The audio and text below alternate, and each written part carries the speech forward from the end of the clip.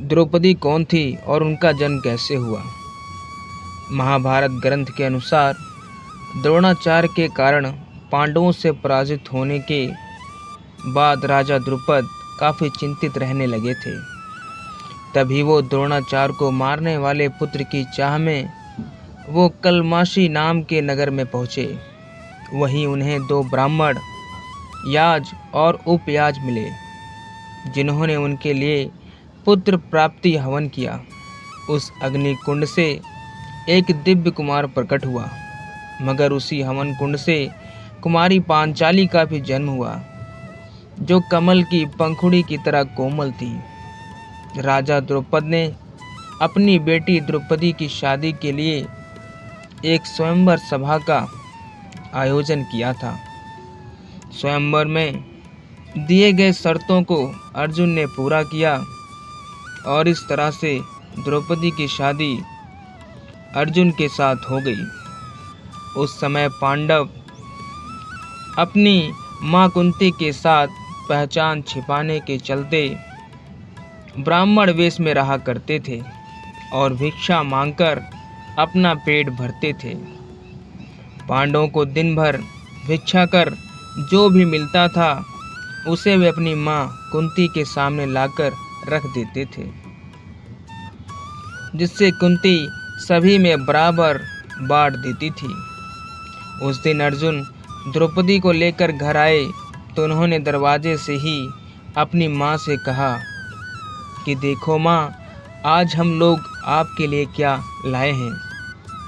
किसी काम में व्यस्त होने के कारण कुंती ने बिना देखे ही कह दिया कि जो भी लाए हो उसे 5 भाई बराबर बांट लो। जब कुंती ने द्रौपदी को देखा तो वह हैरान रह गई।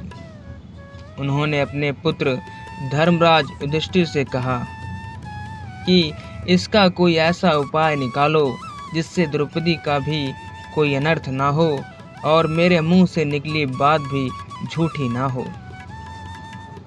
हालांकि इसका हल युधिष्ठिर भी नहीं निकाल पाए। दरअसल पूर्व जन्म में द्रौपदी एक ऋषि की गुणवान कन्या थी, लेकिन कर्मों के कारण किसी ने उसे पत्नी रूप में स्वीकार नहीं किया।